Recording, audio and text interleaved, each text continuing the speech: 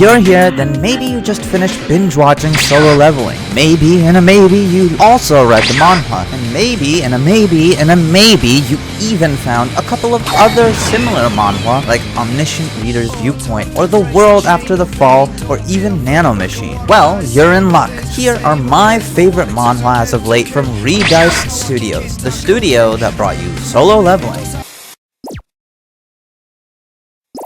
Bad Born Blood is a stark difference from a lot of the more fantasy-oriented stories that have been oh so rampant with stuff like Isekai and D&D all over the place. Luca is from the slums. He trained even when he was digging for food out by the dumpsters in the worst of sectors. However, due to his natural talent and combat ability, Luca climbed his way out of the slums and joined the Imperial Guard. He has never once doubted his goal of joining the Imperial Guard, that is, until he meets Ilay. However, both of the boys were unbeknownst to the cruelty of the Empire, as their first mission has them slaughter an innocent settlement. A settlement that they are told is full of moths that eat away at the Empire, using and deceiving the Empire and its citizens. The mission seems to be an easy wrap-up, as the settlement is not very well armed and is thus unable to resist. Luca finds a young child and curses, remembering his orders to kill everyone. He tries to help him by telling him to pretend to be dead, but as he turns to leave, Ilay snipes the kid, shaking his head grimly, noting that other candidates nearby might see and rat Luca out. However, this also sets off one of the surviving residents. In this settlement lies a Force user, a user of a strange magic who is more dangerous even though they do not possess any advanced cybernetics like the elite soldiers of the Empire. The people of this other faction are deceivers and evil, or so they thought. When Luca is about to get his head blown off by the Force user, seeing that Luca is just a kid himself, hesitates. That gives Luca the opportunity he needs to drive his sword fully through and into the ground. If that guy had been more decisive, I'd be dead by now. But Korites are fanatics who show no tolerance for anyone who thinks differently than them. So why did he hesitate? Move. Do not get caught up in emotions during battle. All of this is for the Empire. To eliminate any enemies who would threaten the Emperor and his subjects. The Imperial Guard's sole reason for being is this and nothing else. Pick Me Up is another awesome story, but is in more of that fantasy setting in contrast to the previous Grimdark series. It also leans more heavily into the skill acquisition and the leveling aspect these kinds of tropes bring. So if you are watching Solo Leveling more for the leveling part, then this will be right up your alley. It starts with a series of strangers summoned to a set of crumbling ruins. Our main character is this guy, Hound. As the group slowly starts to get to know one another, a fairy suddenly pops up out of nowhere. This is Isel. The mercenary goes to get answers from the fairy, but when she refuses to elaborate, he pulls out his sword, and in the next moment, the mercenary's head goes flying. The rest of the crew don't even have time to process what just happened, as they are suddenly told to go through some sort of strange door. Han steps up and recommends that the fairy gives them weapons, saying that she also wants to climb the tower. It's clear that Han knows a little bit more than he's letting on. She does so, and after the gang equips themselves as best as they can, they proceed through the door. On the other side is a field of grass and a bunch of goblins. It's then that we find out that Han Islat is not his real name. His real name is Han Sojin, and he is stuck in this game. The game is called Pick Me Up, a gacha game where you raise heroes to conquer various challenges and climb the tower. Han Sojin is one of the best players in the world and goes by the username Loki and is ranked 5th in the whole game. And now, Han must fight to survive, but as a character and not a master.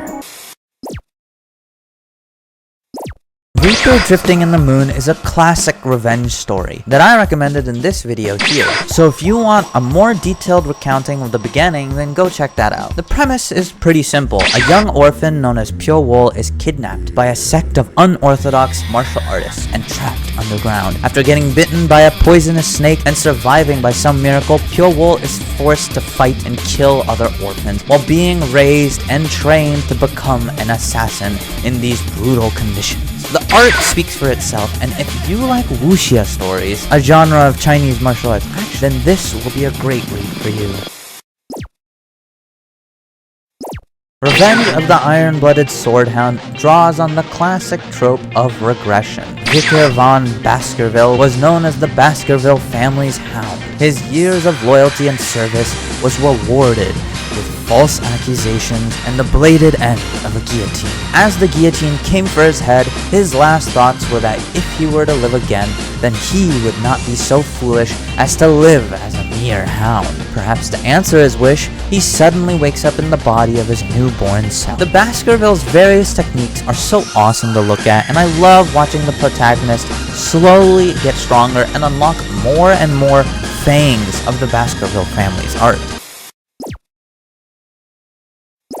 Boundless Necromancer is set in the Hunter setting, the same setting as Solo Leveling. So if you want something similar or in the same vein of setting as Solo Leveling, then this is for you. Our protagonist, Han Sung-yoon, has awakened as a hunter. However, despite training diligently for 7 years, not a single stat of his increased. Because of that, he is also being kicked out of that very gym. Despite that, he is not so quick to give up, and after a quick pity party, he goes to the director of his gym in order to ask for another chance to take the hunter exam. However, life isn't so pleasant as to offer him such an easy way out. The director smacks the shit out of him and refuses to help. Sung-yoon curses his lack of talent, and the tower responds by taking him in for his iron will. As he is transported through this strange warp, the tower pops up with some messages telling him to select the difficulty level. Seizing this opportunity, Sung-yoon picks the hardest difficulty, and soon after he is transported to a strange desert inside the tower. The tower messages pop up and tell him that his objective is to survive, and as he makes his way towards the sword planted in the ground under him begins to rise, and as the sand falls away, a giant golem reveals itself, and then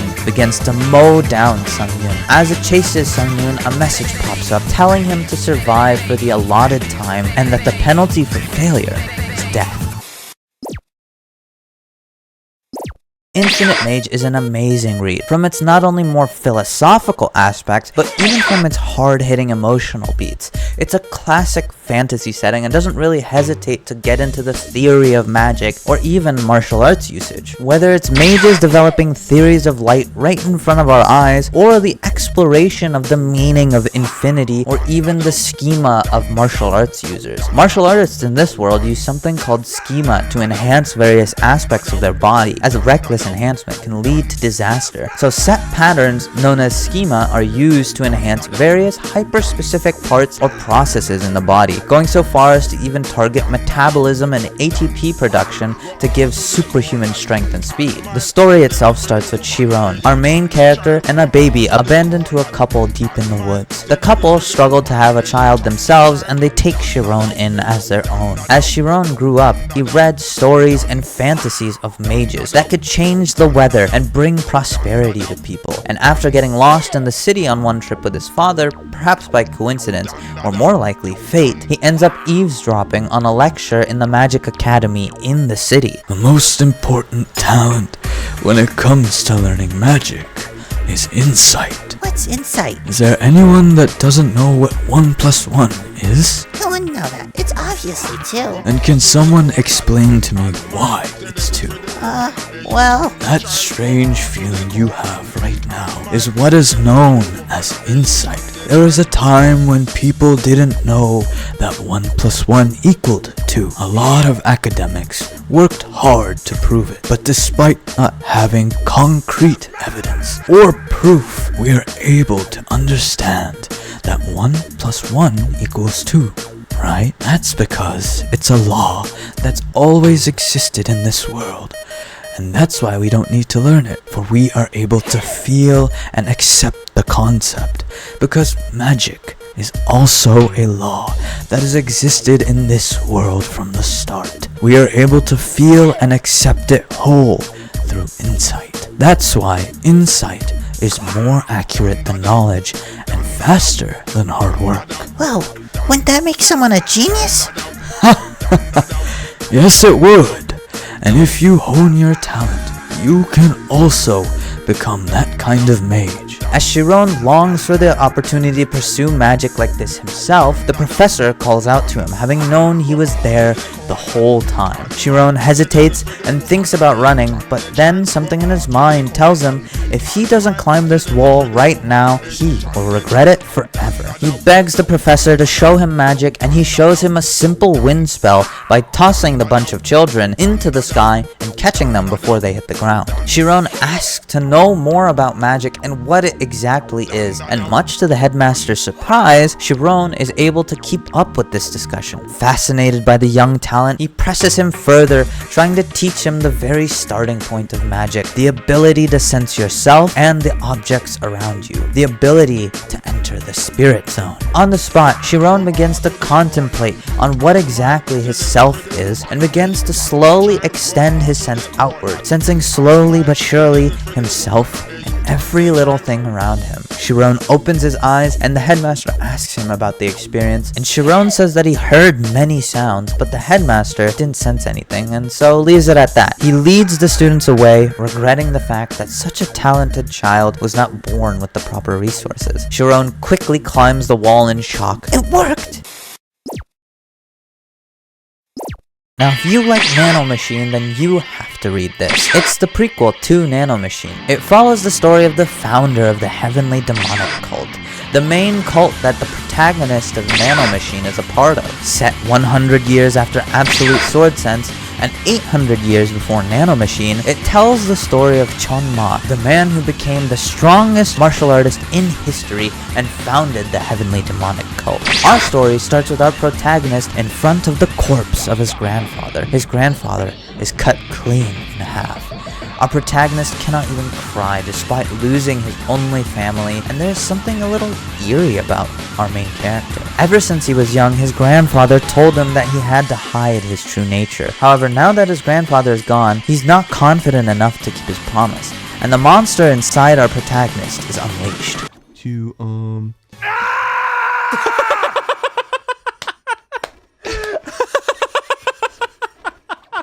The fuck was that? Did you hear that scream? Matt, Ryan, would you mind playing that again, but jacking up the scream super loud? Thank you. However, in pursuit of his grandfather's killer, he is quickly caught and captured, as he doesn't know anything about martial arts. As he sits in his cell, he starts thinking about learning martial arts and getting a second chance at revenge. While he's doing so, someone fills the room with a strange smoke. Thanks to our main character's background as an herbalist with his grandfather, he is able to detect the individual ingredients and figures out it's a sleeping gas. He pretends to be asleep and tries to escape when the strange men enter his cell. However, he is quickly caught and his pressure points are sealed, rendering him unable to move. And as he falls to the floor, the young master walks in, and as he reveals his face, it matches our main character's face perfectly. They ask him to be his body double, and he agrees on the condition that he take poison first to ensure his loyalty, as he will have to go to them for regular antidotes. He is freed from his restraints, but as they turn to leave, in the blink of an eye, the young master gets his neck snapped by our protagonist. Our main character now assumes the young master's identity in order to learn martial arts, grow stronger, and eventually take revenge. And thus begins the journey of a simple murderer turning into the world's strongest and most feared martial artist. The Archmage returns after 4,000 years is a very fun story. Lucas Trauman is humanity's strongest mage, and the only mage to ever reach 9th Circle. After reaching 9th Circle, he fought at the front lines, eradicating humanity's foes and confronting the enemy of all mankind, the demigods. Absolute and extremely powerful supreme beings that seek to constantly threaten and cull mankind. Lucas is unable to overcome them and is cast into a Tartarus-like abyss for nearly 4,000 years. On the surface world, much after Lucas is sealed, a young man named Frey Blake is pushed to his limits, beaten up every day and eventually abandoned by his own family. Frey Blake is just too weak to properly live in this world, so he takes the only way out he has left: suicide. However, as his consciousness fades, and as Frey wishes to be reborn with strong and powerful wings, Lucas Trauman is released from his prison and possesses Frey's body. Having combined with Frey and having seen his memories, our protagonist vows to be Frey's new wings and bring down the demigods. My favorite part of this story has got to be the flashy powers and blasts. The whole setting is building up to be a global threat, and so the displays of destruction have got to match, and for me, it definitely lives up to the hype. Check it out if you're into that classic fantasy trope or just love a good old power fantasy.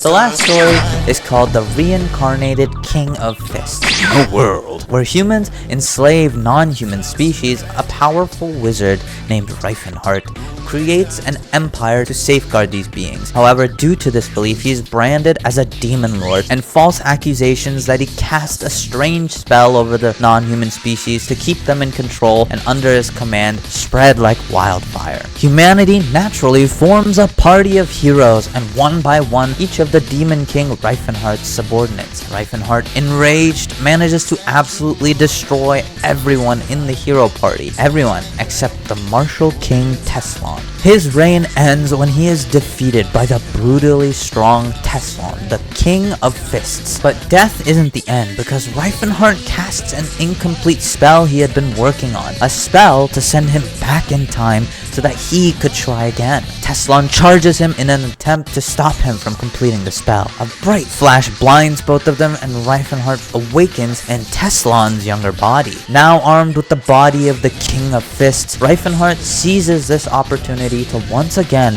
set out to free the non-human races. It's a bit heavy-handed on the savior complex, but as it goes throughout the story, I think it does a really good job of tackling what is just fantasy racism in a way that is not only palatable, but I think fun to read.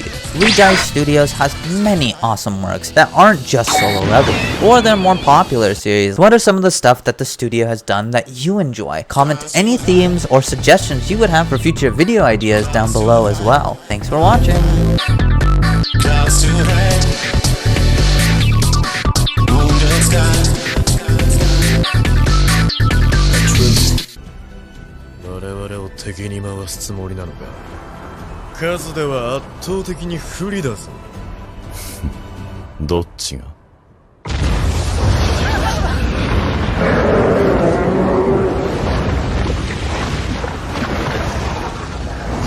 これ？怪物だ！怪物が現れた！黒い兵士たちと黒いアイスベア。まさかこれもソンハンター、あなたが？悪あがきしやがって。悪あがき？果たしてそうだろうか。早く！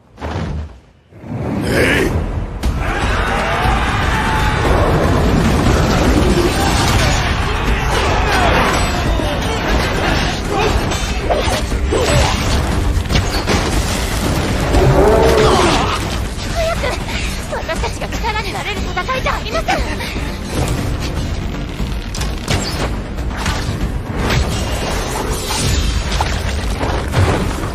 バカにしてきただけあるな。不滅といえど再生には魔力を消費する。俺の魔力量では長くは持たない。それあのボスどう見ても俺より強い。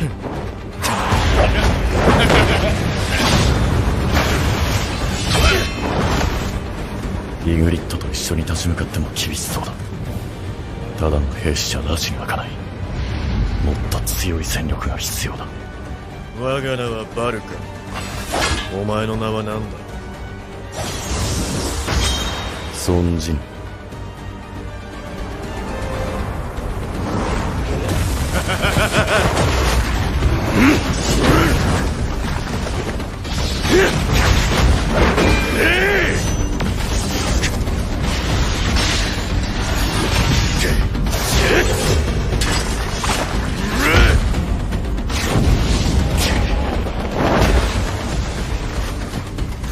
久しぶりに闘争心に火がついた。